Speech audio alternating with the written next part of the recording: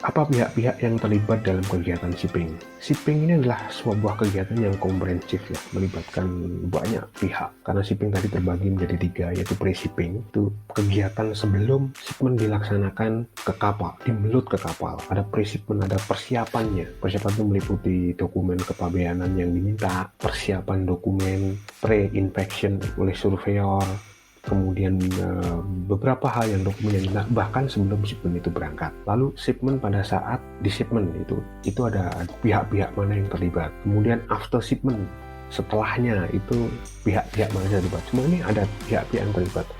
Ada keterlibatan pihak yang saling terkoneksi dan ini menjadi satu, tidak bisa terputus-putus dalam ikatan yang namanya synchronized dokumen tadi yang saya jelaskan.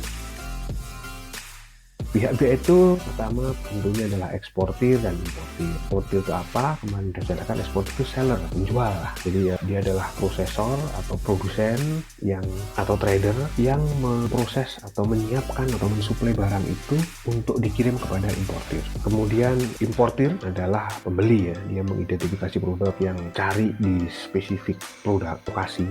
Karena tadi kemarin di sebelumnya saya ceritakan tentang perbedaan comparative advantage namanya itu sehingga dia mencari itu, kemudian membuat sebuah order gitu kepada eksportir. Jadi itu adalah pihak pertama yang terlibat dalam proses shipping. Kemudian pihak yang kedua adalah bank dan asuransi. Kenapa bank dan asuransi?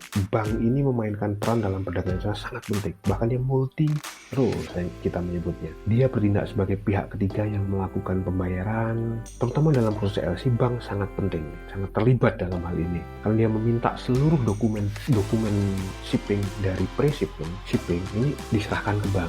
Sangat berkepentingan di shipping dan terlibat sangat vital dalam shipping itu. Kemudian pihak asuransi company itu adalah sangat terlibat penting juga karena kargo yang dikirim tersebut itu tercover oleh yang namanya asuransi. Bahkan dalam satu incoterm sudah saya jelaskan sebelumnya kan, incoterm itu adalah pembagian tanggung jawab antara shipper dan consignee, eksportir dan importir. Ada satu incoterm yang namanya CIF, yaitu Cost Insurance and Freight. Jadi pihak asuransi sangat berperanan dalam proses shipping ini, dia terlibat secara aktif juga. Kargo yang diasuransikan itu ada 2 ya. Jadi kargo insurance ini bertindak dalam 2 tempat gitu. Satu, kargo yang diasuransikan barangnya oleh eksportir atas permintaan importir terhadap barang yang ada di kontainer itu, sehingga termnya tadi CIF, Cost Insurance and Freight. Jadi asuransi ini, pihak asuransi diminta oleh eksportir atas permintaan importir. Kemudian yang kedua adalah asuransi barang yang di cover oleh carrier atas kejadian-kejadian yang mungkin diakibatkan oleh force majeure media angkut carriernya. Misalkan barang udah di atas kapal, kemudian kapalnya terbalik, ini di cover oleh asuransi yang di pihak carrier. Kemudian yang terlibat aktif lagi tentunya adalah shipping company. Ini kita sebut dalam hal ini adalah pihak pelayaran.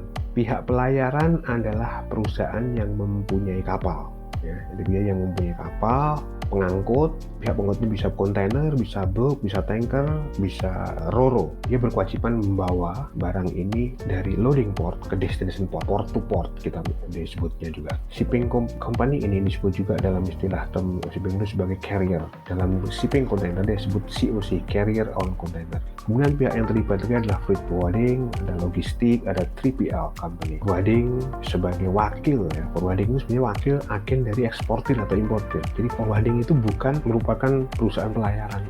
Jadi banyak sekali kesalahan bahwa saya menghubungi forwarding itu sama dengan saya menghubungi pelayaran. Tidak, sama sekali berbeda. Freight forwarding itu adalah wakil dari kita, agen kita sebagai eksportir atau agennya dari importir. Kemudian logistik itu menyediakan layanan transportasi yang menyeluruh, logistik plus warehousing, itu logistik. 3PL juga itu lebih komplit lagi, dia menyatukan antara freight forwarding, logistik dan supply chain management, sehingga termasuk dan dia mengcover dari end to end-nya termasuk supply chain-nya.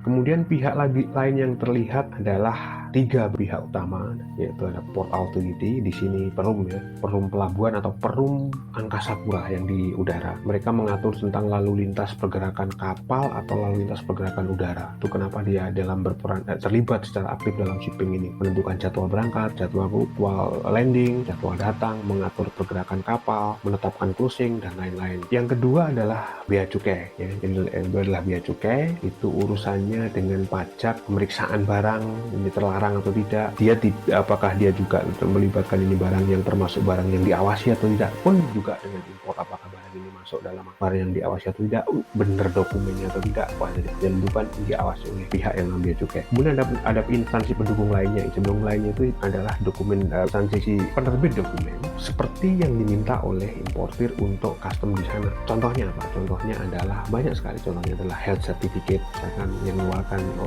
bukan oleh KKP untuk jenis perikanan. Kemudian ada COO, Certificate of Origin, yang dikeluarkan oleh Departemen Perdagangan. Kemudian atau juga Kadin, atau juga oleh sertifikat survei yang dikeluarkan oleh pihak banyak lembaga survei. Ada Surveyor Indonesia, ada SGS, ada Biro Veritas, ya. Kemudian bisa dikeluarkan juga oleh Sukuvindo, atau misalkan CAT certificate untuk pengiriman ikan yang dikeluarkan oleh Kesah Bandaran. Jadi instansi pendukung lainnya ini bersifat melengkapi dokumen as per required by importer. Jadi apapun importer yang diminta, kita harus melengkapi. Urusannya apa? Urusannya untuk meng-clearance kargo di tujuan.